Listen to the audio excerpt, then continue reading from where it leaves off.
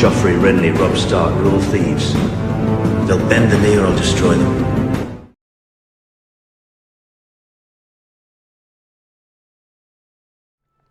Hello lords and ladies of Westeros, and welcome back to the Citadel with me, Grand Maester Stitch. As the winds of winter begin to stir and the Seven Kingdoms prepare for war, there's no greater power than that of a dragon. And in today's video, we're taking an exclusive look at the most powerful beings in the CK3 A Game of Thrones mod. I want to start by saying a huge thank you to the incredible mod team for allowing me to have early access to the mod. I'm absolutely honoured. I feel so privileged. Thank you so much. Really excited about this. If you guys are as excited about me as the dragons, then be sure to hit the like button and subscribe if you haven't already for more exclusive content around Westeros and CK3 A Game of Thrones. So what we're going to do is we're just going to take a look at each of the dragons, look at their traits, a little bit of an overview about those dragons for anyone who is not a super Song of Ice and Fire nerd like me and many of my followers. You may not know who all the dragons are beyond the most famous ones, and you may not know their details, and this is my first look in the mod as well. I've not had much of a look yet, so I'm going to be looking at their traits as well and discovering them for the first time, seeing what sort of effects they have, looking at past riders and such. And I don't think there's any better place to start than with probably the most famous of the Targaryen dragons, Balerion the Black Dread, who lived to 251, which is absolutely incredible. Balerion the Black Dread was the largest and most fearsome dragon in Targaryen history. Balerion was black in colour with wings so vast they could blot out the sun, and his teeth were said to be the size of long swords. Balerion was the last surviving dragon from old Valyria and was used by Aegon the Conqueror to unify the Seven Kingdoms. His fire was so hot it could melt stone, and he was responsible for the creation of the Iron Throne. Some of his past riders, as we can actually look here, the mod team have made it available so that you can look, which is a really cool and nice little touch. So his last rider was King Viserys, who we know is still alive at this bookmark. Princess Eria, who he flew to old Valyria, and she died shortly after that visit, and Balerion came back with horrific wounds, so God knows what's out there. Before that was King Maegor the Cruel, a very famous Targaryen king, and before that, of course, was King Aegon the Conqueror, and then he did have some previous Targaryen riders here as well, as we can see.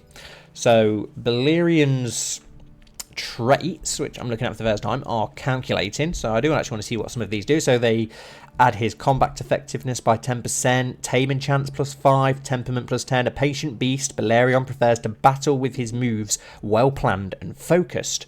He's also got the cooperative trait, which improves his temperament and taming chance. Balerion is a pack animal through and through. He excels with peers at his side, as we well know, and as the former kings of the Seven Kingdoms well know.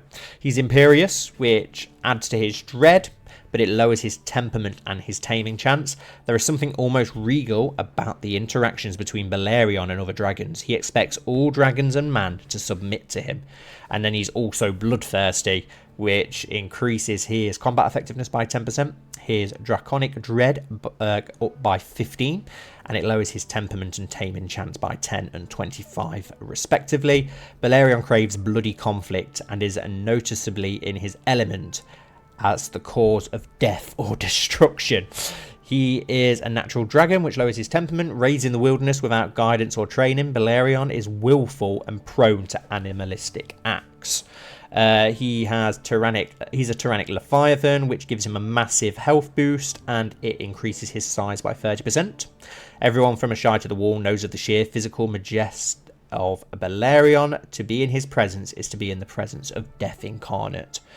He is a dragon, which adds to his health, gives it a godlike boost, life expectancy of plus 150 years, which is awesome. But it does lower his attraction opinion by -50. Cannot have children, may not inherit titles, and so on. And he's badly wounded, as we know. He is dead at this point, but you can play as Jaehaerys the Conciliator, and in that bookmark where Balerion will still be alive if you want to try and tame him. So up next we have the second of the three most famous dragons from Aegon's conquest. We have Meraxes, who died at the age of 85. She was shot down over Dawn by a scorpion bolt that went through her eye, killing her and her rider Rhaenys both. Meraxes was a silver dragon with golden eyes and was slightly smaller than Balerion, but no less formidable at the time of the conquest. Her rider was Rhaenys, as we know. Before that, I don't think there's anyone too well known that we may know. And Meraxes and Rhaenys were crucial in the conquest of Dorne, but unfortunately that did see their deaths, and we never know really what happened to Rhaenys or what was in that letter. And then as the Rogue Prince bookmark, which we're currently loaded up in, here is the last survivor of the 3 original Targaryen dragons. We have Vhagar, who is 157 years old at this time, and their rider is Laena Velaryon, the future wife of Daemon Targaryen. Vhagar is a colossal she-dragon, green in colour as we can see here. The biggest dragon in the Dance of the Dragons, and many of you who've seen House of the Dragon will have seen Vhagar, who's rode by Aemon One-Eye at that time. So, yep, she's one of the original dragons from the Conquest. And yeah, played a massive part throughout Targaryen history. Her traits are solitary, so which lowers their draconic dread by 10, and it lowers their taming chance by 20. She's got accepting, which improves her taming chance by 8 and improves her temperament by 5. Curiously relaxed around people, Vhagar has shown a tendency toward riders and following directions. And then she also has impulsive, which lowers her temperament by 4, her taming chance by 6, and increases her combat effectiveness by 2%. Attacking with reckless abandon, Vhagar will often engage enemies immediately, as poor Lucerys learnt to his doom in House of the Dragon and in Fire and Blood.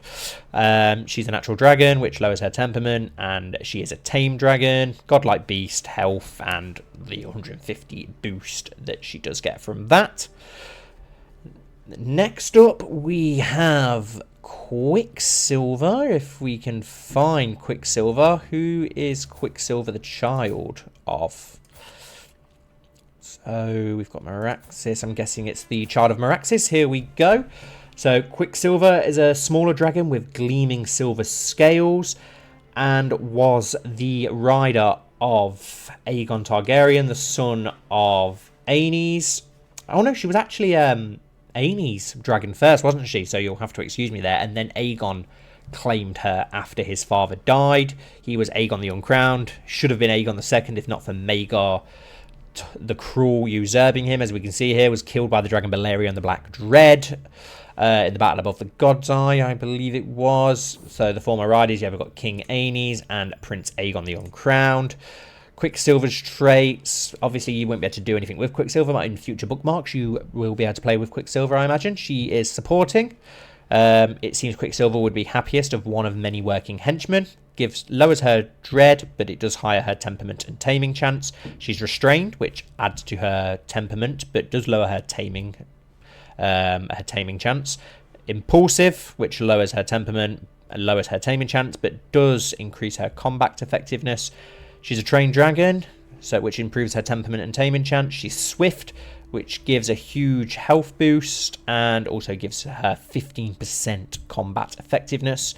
And of course, she is a dragon. Many children here are slightly different, which I've noticed were all eaten by the cannibal, which is awesome. I'm looking forward to looking at the cannibal once we get the chance. But next up, we have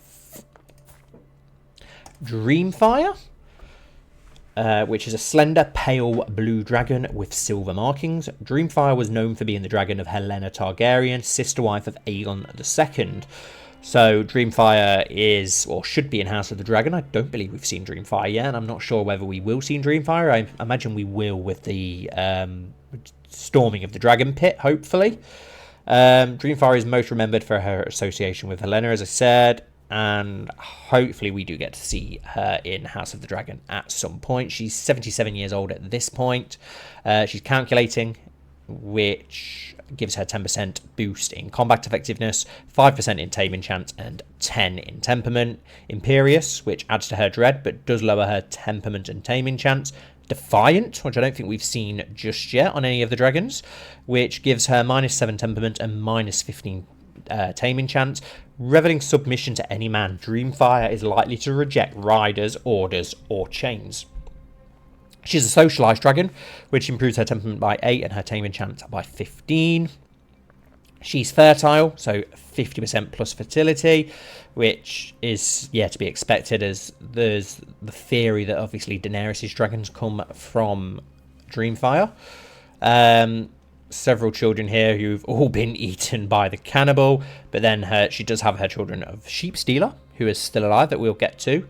And her siblings are Vermithor and Silverwing, who we will get to next. Past riders, we have Princess Arena, and then her next rider will be Helena.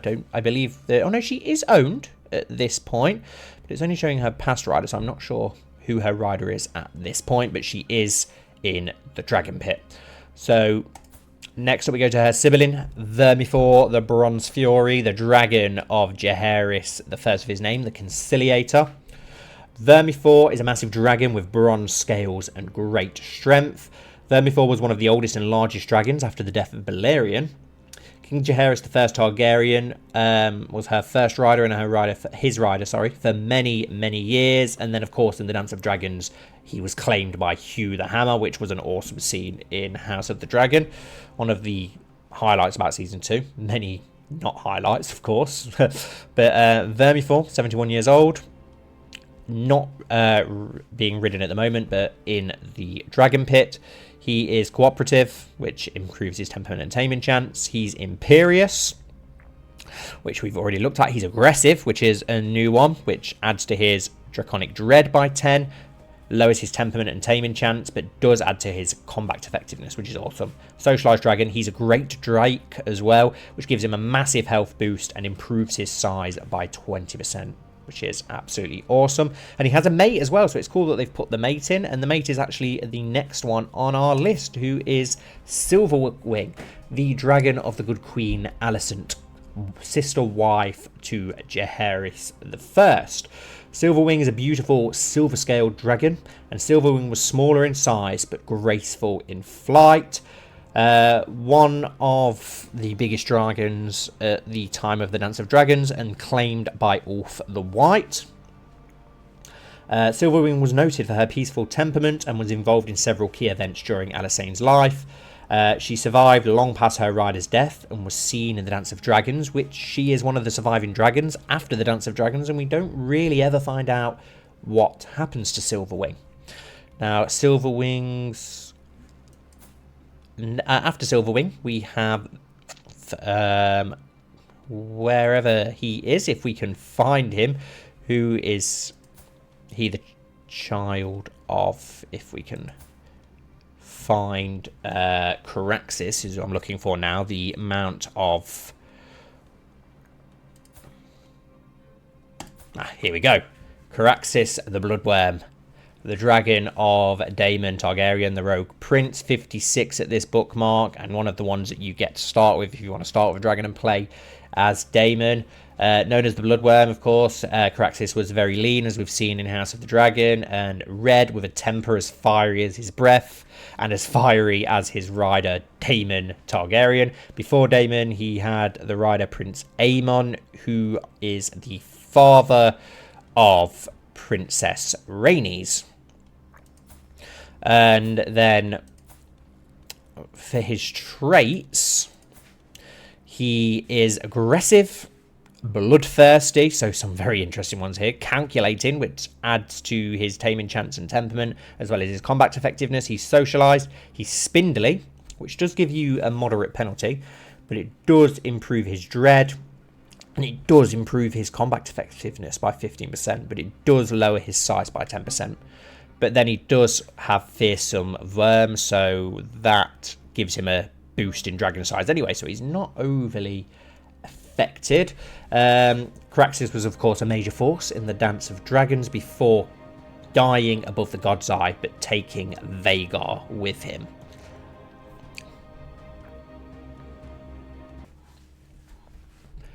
Next up we have Meleys, the Red Queen, the dragon of Princess Rhaenys, the queen who never was. Meleys is a crimson scaled dragon and was one of the fastest dragons in Westeros.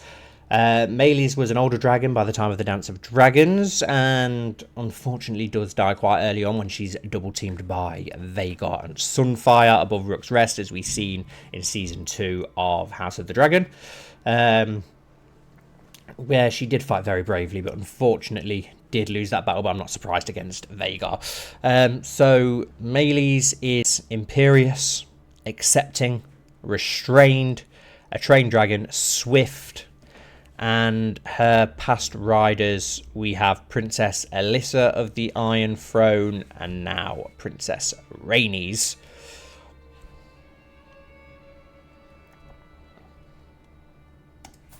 Next we have Syrax, who is the dragon of Princess Rhaenyra, who was a large yellow dragon named after a Valyrian goddess. Syrax was relatively young at the start of the Dance of the Dragons. Syrax was kept confined in Dragonstone and King's Landing and used mainly as a mount. She was killed by rioters during the storming of the Dragon Pit, so her only rider was Rhaenyra.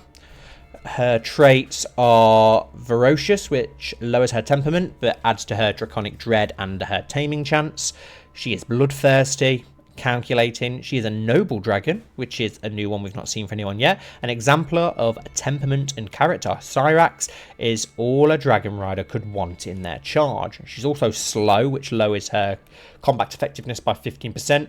She's fertile, which increases her fertility by 50. And then for a sibling is also the next on our list, who is Seasmoke, a pale silver grey dragon, smaller in size but very agile. Seasmoke was considered a medium-sized dragon during the Dance of the Dragons and was ridden by Laenor Balerion and later Adam Balerion as well. Seasmoke did participate in the Battle of the Gullet and the Second Battle of Tumbleton, where he was killed by Vermithor and Tessarion. Seasmoke's traits are supporting, calculating, and solitary, and he is a trained dragon.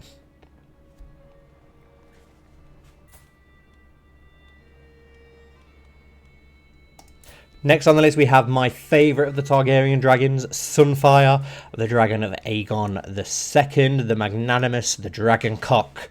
The best character from Season 2 of House of the Dragon, in my opinion. Sunfyre was known as Sunfyre the Golden, and he had golden scales and was regarded as one of the most beautiful dragons of the Targaryen dynasty and the prized possession of King Aegon II. Sunfyre fought in several battles during the Dance of the Dragons but was gravely injured. Despite his wounds, he killed Meleys and eventually Rhaenyra Targaryen, cementing his role in the dance. He eventually died from his injuries. Now, Sunfyre's traits are impulsive, imperious, and bloodthirsty. He's a noble dragon. He's majestic, which adds a small health boost, as well as rider prestige. And yeah, he looks absolutely awesome. All of these dragons look absolutely awesome. The mod team have done such an incredible job.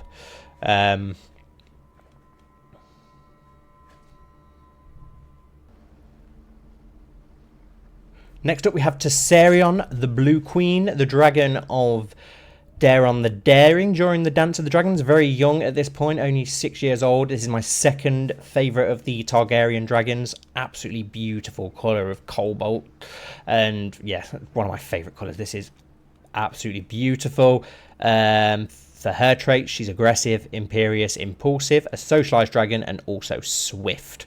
And as I said, is the dragon of Daeron the Daring, who unfortunately does die at the Second Battle of Tumbleton in its fight with Vermithor and Seasmoke. We also have Grey Ghost, who is a wild dragon on Dragonstone, who is killed by Sunfyre. It is very nice bright white colour, hence the name Grey Ghost. This grey white, it's very shy and is never claimed by anyone. He is solitary, calculating, and skittish, as well as being a feral dragon. I think we've only got the other wild dragons now who we do need to look for, one of which I'm really looking forward to taking a closer look at, and that is the Cannibal, who is an 89-year-old dragon at this bookmark, also never claimed, so this would be an awesome one for you guys to claim in your playthroughs. He is solitary, bloodthirsty, ferocious, which we haven't seen yet, is an insatiable appetite. Cannibal is known to feed in excess. Lowers his temperament, but does add to his dread and taming chance, and he is defiant, which lowers his temperament and taming chance. Reveling submission to any man. Cannibal is likely to reject riders, orders, or chains. He's a feral dragon. He's a cannibal, which is the first time we've seen it. Far from simply battling over territory or in war, Cannibal is known to cannibalize other dragons to simply sate his appetite. He is a tyrannic Leviathan, which gives him plus 30% in size, and this is a dragon I really want to try and tame in one of my playthroughs. And I think the only one we have left who is alive in this bookmark that you guys will be able to play up on release next week is Sheepstealer, who I think was that the dragon of the child of Quicksilver? No, I've seen her somewhere a moment ago. Sheepstealer, here we go, which is of course the dragon tamed by nettles during the Dance of the Dragons, although in House of the Dragon it looks like that's not going to be the case, unfortunately. Sheepstealer is 50 years old, a wild dragon and never tamed. She is ferocious as well as defiant and aggressive. She's also unhealthy, apparently, which lowers her size. She's ugly because it's a very boring brown colour, apparently. And she does go to the Vale at the end of the Dance of Dragons with nettles, apparently. And we hear no more of them, but it is heavily rumoured that she is the dragon. He is the dragon, sorry. Apparently is a he. I'm just seeing now. Is the dragon that the Mountain Clansmen, the Burned Men, do interact with. Now, I think that's all our dragons. I do apologise if I have skipped over some. There is, of course, many other dragons who we will see in the future of the mod, or whether they will be born, such as Vermithor and Arix, Caraxes, Shycross, Stormcloud, Moondancer, Morning, and maybe others that I am missing. But yeah, this is a huge update for the mod that I'm super excited to play, super excited for everyone else to get to jump in, and really looking forward to hearing your guys' playthroughs in the comment section as well as on the Discord. But that wraps up our deep dive into the legendary dragons of Westeros. I hope you enjoyed learning more about these powerful creatures and how they shape the world of A Song of Ice and Fire. If you found this video helpful or interesting, don't forget to give it a like and share your thoughts in the comments down below. I'd love to hear your thoughts of what you're going to do once the mod releases, your playthrough ideas, and what dragons you want to tame, or what sort of playthroughs you're going to go for. Again, a huge special thank you to the CK3 A Game of Thrones mod team for granting me early access. It's been incredible to explore these dragons in such detail. If you're new to the channel, be sure to hit that subscribe button and ring the notification bell so you don't miss out on any future content. And until next time, ladies and lords, may your reign be long and your battles victorious.